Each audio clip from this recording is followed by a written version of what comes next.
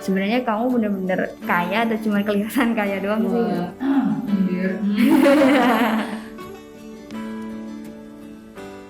Agenda Syafiq Oke guys podcast, obrolan kekinian tentang keuangan dan ekonomi syariah. Mantap, ketemu lagi kita di sini bersama Mbak Aci Mahmudot. Halo Aci, Halo Mbak Aci. Sehat? Jadi Mbak, mantap. Harus semangat. Iya, kita kemarin ngobrolnya seru banget nih Mbak terkait topik financial literacy ya, literasi keuangan khususnya investasi masa mendatang gitu. Ya.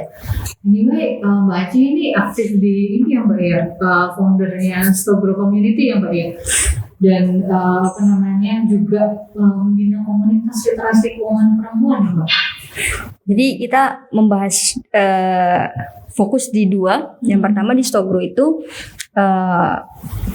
kita fokus literasi untuk anak-anak muda, gitu ya. Bagaimana mereka bisa well prepared untuk masa depannya secara finansial, dan itu general untuk pria dan wanita, laki dan perempuan, gitu kan. Nah, tapi ada case yang juga harus disentuh dengan sentuhan halus gitu ya, yaitu tentang perempuan dari sisi finansial itu juga harus disentuh. Makanya kita akhirnya membangun dua komunitas. Komunitas yang satu close, yang Stogro itu close community, karena harus satu vibrasi dulu gitu ya. Tapi kalau yang perempuan kita open untuk siapapun perempuan Indonesia, karena goalsnya adalah harus secure secara finansial. Alright, kita akan lebih situ ya Mbak. Anyway, ya nanti bersama saya ya Jennifer Rahajeng, yang saat ini saya menjadi dosen Fakultas Ekonomi dan Bisnis UGM, dan kita akan nanti ngobrol santai dengan Mbak Aci, terutama tadi terkait aktivitas literasi keuangan, dan kayaknya kita masih ingin tahu Mbak seberapa penting sih financial planner ini untuk kalangan semua kalangan itu tadi ya, siapa saja yang harus paham tentang financial planner.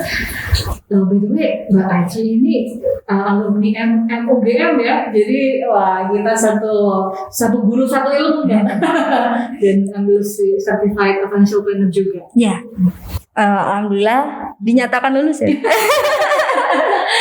Kalau Mbak Ajeng kan mengajar gitu, kalau saya kan dinyatakan lulus gitu. Dinyatakan lulus dari MM, dan semoga ini bisa mengabdi ya. Untuk mengabdi untuk UGM terutama nih, untuk alma mater tercinta, dan satu lagi pasti dengan negara, dengan negeri gitu, karena saya pikir ilmu ini cukup bagus, dan kalau bisa semua orang harus tahu gitu ya. Tahu dan paham. Kalau bicara semua orang itu siapa aja sih Mbak sebenarnya? Apakah kita hanya yang punya usia 20-30 tahun, atau yang sudah punya pengalaman kerja, atau mungkin siapa saja sih yang harus peduli tentang perencanaan keuangan ini? Semua orang yang punya pendapatan. Oke. Semua orang yang punya pendapatan. Jadi meskipun anak SMA, dia sudah punya pendapatan, dia harus sudah belajar ini. Pendapatan dari mungkin vlognya dia. Ya, kalau zaman sekarang kan anak SMA sudah punya akun ini sendiri ya gitu, dan bahkan pendapatannya luar biasa gitu. Dan sejak itu harusnya sudah belajar tentang bagaimana menyiapkan masa depannya secara finansial. Gitu. Jadi tidak spesifik untuk satu generasi, tetapi justru ini multi generasi. Jadi kita kalau bicara tentang kemapanan finansial, ini memang di semua lintas generasi pun harus mulai menyiapkan itu ya. Ya. Dan kematangan finansial itu mungkin gitu ya. Kalau dulu tuh orang yang spesifik gitu ya. Nah sekarang tuh semua genre ya, semua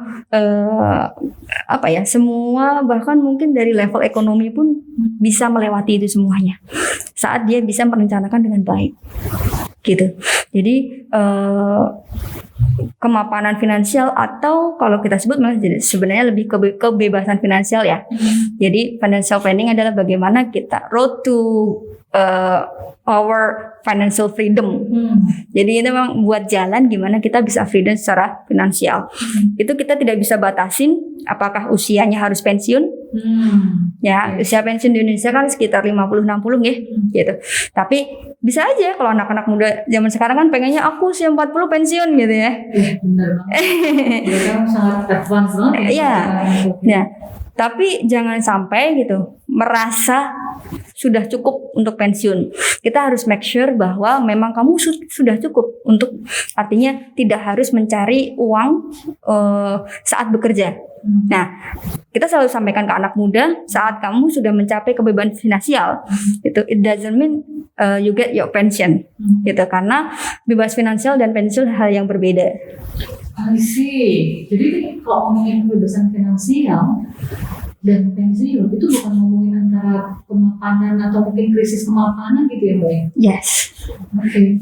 How to differentiate Mbak? Kalau kebebasan finansial kita masih bisa bekerja, tapi saat kita bekerja passion kita bukan untuk mencari uang, karena secara finansial kita sudah mapan, gitu ya. Nggak dapat duit saat bekerja pun nggak masalah karena duit sudah mengalir, gitu. Tapi kalau kita pensiun kan banyak ya case di Indonesia itu saat pensiun justru dia harus kerja keras untuk menghidupi setelah dia pensiun. Betul. Ya, ini bedanya ada di situ. Padahal itu sebenarnya bisa direncanakan di awal, kira-kira sekiranya dia memang jika ingin merencanakan pensiun berarti harus tetap tracking gitu. Tracking gitu. Jadi misalkan sekarang nih anak muda fresh graduate, berarti usia 20-22 ya. Saat itu dia sudah mulai belajar tentang bagaimana menata keuangannya. Memang secara hitungan harusnya usia 40 tahun bisa financial freedom.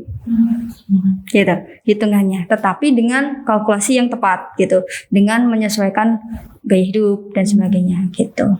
Kalau misalnya nih anak-anak muda dari usianya nanti mendekati 25 gitu ya atau sampai 40, mereka kan ada ini ya Mbak ya, gejala quarter life crisis juga gitu ya. Apa itu mungkin terjadi Mbak misalnya saat mereka sudah merencanakan kematangan finansial di umur 40 tahun? Ya, sebenarnya sih kalau quarter life crisis itu kan hubungannya tidak hanya dengan finansial ya, gitu. Bahkan mungkin bisa jadi gitu ya. Banyak juga saya lihat orang yang sudah mapan, settle dengan finansial, dia juga mengalami quarter life crisis gitu. Gitu. Jadi, tapi ada juga yang dia biasa-biasa aja, tapi dia tidak mengalami quarter life crisis gitu. Kenapa? Karena dia sudah punya tujuan yang jelas. Jadi memang tujuan itu kunci ya Mbak ya, sebelum kita mulai kunci ke ONTJI ya. Kunci. Sebelum kita memulai financial journey kita. Yeah. It's Mbak, financial journey seru tuh untuk kita diskusikan di tema diskusi kita berikutnya ya. Yes. Oke guys, kita ketemu lagi nanti di Syafiq Oke Guys Podcast. See ya.